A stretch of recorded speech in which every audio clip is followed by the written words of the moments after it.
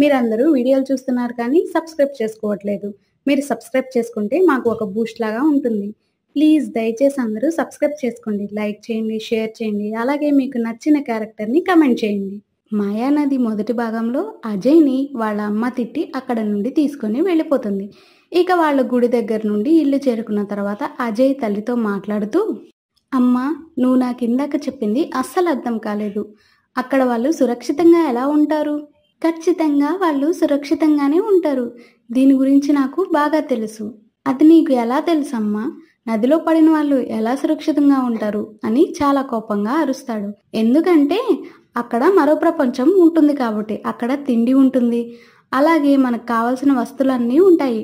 డబ్బు, బంగారం, వజ్రాలు, నగలు ఏది కావాలంటే అది దొరుకుతుంది కాబట్టి. అజయ్ చాలా ఆశ్చర్యపోతూ, అమ్మా, నువ్వు చెప్పేదంతా నిజమా?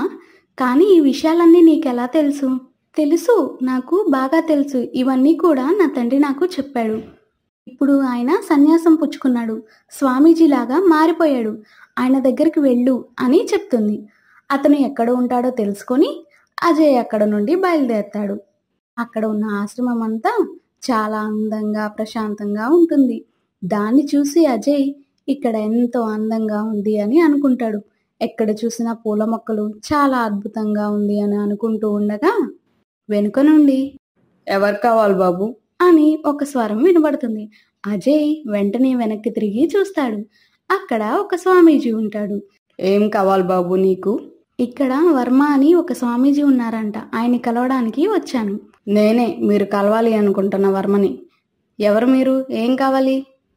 అజయ్ ఆశ్చర్యంగా, అదేంటి, మా అమ్మ వాళ్ళ నాన్న అంటే చాలా ముసలి వ్యక్తిలా ఉంటాడు అనుకున్నాను, కానీ మీరు ఏమీ అలా లేరు. శకుంతల కొడుకు నువ్వు? అవును తాతయ్య, నేను మీ మనవడిని. అది సరే, మీ సీక్రెట్ ఏంటి? మీరేం తింటారు? అసలు ఒక్క తెల్ల జుట్టు కూడా లేదు. నాకంటే చాలా యంగా కనబడుతున్నారు. నువ్వు నన్ను స్వామీజీ అని పిలువు, తాత అని పిలవకు. నేను బంధాలకు ఎప్పుడో దూరంగా వచ్చేశాను. ఎందుకు వచ్చావో అది చెప్పు. అలాగే నువ్వు అడిగిన ప్రశ్నలన్నిటికీ ఒకటే. కుళ్ళు, కుతంత్రాలు, ప్రేమ, ఆప్యాయతలు, బంధాలు, బంధుత్వాలు ఇవన్నీ వదిలేసి కేవలం దైవాన్ని ప్రార్థిస్తూ ఉంటే మనసు స్వచ్ఛంగా ఉంటుంది. అప్పుడు నువ్వు నిత్య యవ్వనంగానే ఉంటావు. ఆ మాటలకు అజయ్, సరే స్వామి, అయితే నేను మీతో ఒక విషయం గురించి మాట్లాడడానికి వచ్చాను అంటూ జరిగిన విషయం అంతా చెప్తాడు. దాన్ని విన్న స్వామీజీ, అది ఒక భయంకరమైన నిజం. అది నాకు, మీ అమ్మకు తప్ప ఎవరికీ తెలియదు. ఇక మూడో వ్యక్తికి నేను చెప్పలేని పరిస్థితి. నేను మూడో వ్యక్తికి చెబితే నేను తల పగిలి చనిపోతాను.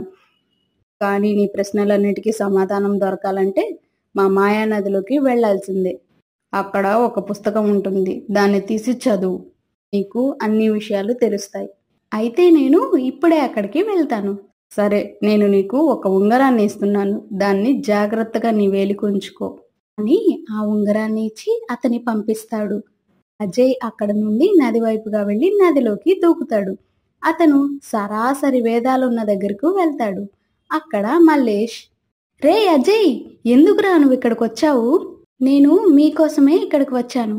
అయ్యో, నువ్వు ఇక్కడికి వచ్చావంటే తిరిగి వెళ్ళలేవురా అని అక్కడ జరిగిన విషయం గురించి అంతా చెప్తాడు.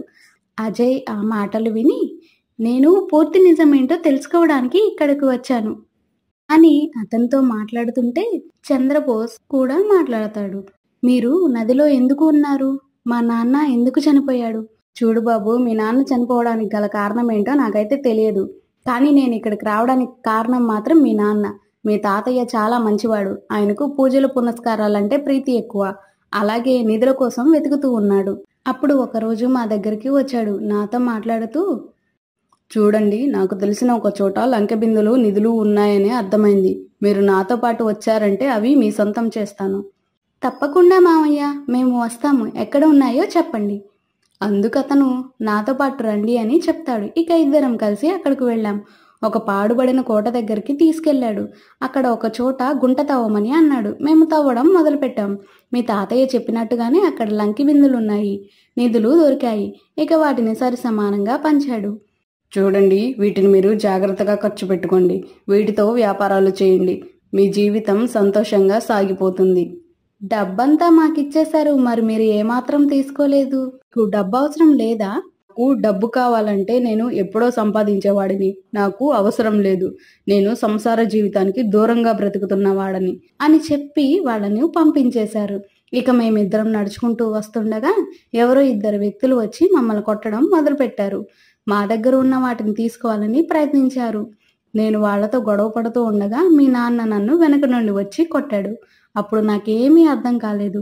ఏరా, డబ్బు మొత్తం నీకు కావాలా? నాకు డబ్బు పిచ్చి ఎక్కువ అని నీకు తెలుసు కదా, మరి నువ్వు నన్ను ఎలా నమ్మి వచ్చావురా? నమ్మక ద్రోహి. వరదరాజు వీడిని కొట్టండి అని అంటాడు. వాళ్ళు నన్ను కొట్టి నదిలో పడేశారు. ఇక నదిలో నేను చనిపోతాను అనుకున్నాను. అలా అనుకున్న నేను ఇక్కడికి వచ్చాను. ఇంకా ఇక్కడే ఉండిపోయాను అని జరిగిన విషయం అంతా చెప్తాడు. దానిని విని ఓహో, అయితే మిగిలింది మా తాతయ్య దగ్గర తెలుస్తుంది. ఆయన ఇక్కడ ఏదో పుస్తకం ఉందని చెప్పాడు. దాన్ని చదివితే అన్నీ తెలుస్తాయని చెప్పాడు. అది ఎక్కడ ఉంది? అందుకు వాళ్ళు తెలియదని సమాధానం చెప్తారు. అప్పుడే మాయానది, చూడు మానవా, నువ్వు ఇక్కడికి వచ్చావు కదా, కానీ నువ్వు తిరిగి వెళ్ళగలవు. నీ చేతికి ఉన్న ఉంగరానికి గల మహిమ అలాంటిది. మర్యాదగా ఇక్కడ నుండి వెళ్ళిపో. అందుకు అజయ్, లేదు, నేను ఆ పుస్తకాన్ని తీసుకుని వెళ్తాను అని వెదగటం మొదలు పెడతాడు. మాయానది అతన్ని ఏమి చేయలేకపోతుంది. ఎందుకంటే అతని చేతికి ఉన్న ఉంగరం మహిమ అలాంటిది. ఇక అతను ఆ పుస్తకాన్ని తీసుకుని చదవటం మొదలు పెడతాడు. ఒక్కసారిగా అతను అక్కడ నుండి మాయమైపోయి పుస్తకంతో సహా బయటికి వచ్చేస్తాడు. అజయ్కి అసలు ఏం జరిగిందో ఏమీ గుర్తుండదు. అతను ఈ పుస్తకం ఎక్కడ నుండి వచ్చిందని ఆలోచిస్తూ ఉంటాడు. అలా నడుచుకుంటూ ఇంటికి వెళ్తాడు. అతనికి అసలు జరిగింది ఏది కూడా గుర్తులేదు. అతను అలా వెళ్ళి పడుకుంటాడు. అప్పుడు అతనికి కలలో జరిగిందంతా కొంచెం కొంచెంగా గుర్తు వస్తూ ఉంటుంది. ఒక్కసారిగా నిద్రలేస్తాడు. ఇంకా వెంటనే ఆ పుస్తకం తీసుకుని స్వామీజీ దగ్గరికి వెళ్తాడు. నీకు అక్కడ ఏం జరిగిందో అంతా గుర్తుందా? అతను, గుర్తొచ్చింది స్వామీజీ. ఆయన నదిలో పడిపోయిన తర్వాత లోపలికి వెళ్ళిపోయాడు. కానీ మా నాన్న ఎందుకు చనిపోయాడు, ఎలా చనిపోయాడు, అది మీకు తెలుసు కదా. నేను చెప్పడం కాదు, ఆ పుస్తకం చదివావంటే నీకే తెలుస్తుంది. అందులో అన్ని వివరాలుంటాయి అని అంటాడు. అందుకు అజయ్ పుస్తకాన్ని చదవడం మొదలు పెడతాడు. ఆ పుస్తకం చదివిన తర్వాత అతను చాలా ఆశ్చర్యపోతాడు. అసలు ఆ పుస్తకంలో ఏం రాసి ఉంది, అజయ్ వాళ్ళ నాన్న ఎలా చనిపోయాడు, ఆ మాయానదిలో దొరికిన మాయా పుస్తకంలో ఏం రాసి ఉంది అనేది తరువాయి భాగంలో తెలుసుకుందాం. ఇలాంటి కథల కోసం మన ఛానల్ని సబ్స్క్రైబ్ చేసుకోండి, లైక్ చేయండి, షేర్ చేయండి, బెల్ ఐకాన్ని క్లిక్ చేయండి. Thank you. మీరందరూ వీడియోలు చూస్తున్నారు కానీ సబ్స్క్రైబ్ చేసుకోవట్లేదు. మీరు సబ్స్క్రైబ్ చేసుకుంటే మాకు ఒక బూస్ట్ లాగా ఉంటుంది. ప్లీజ్ దయచేసి అందరూ సబ్స్క్రైబ్ చేసుకోండి, లైక్ చేయండి, షేర్ చేయండి, అలాగే మీకు నచ్చిన క్యారెక్టర్ని కమెంట్ చేయండి.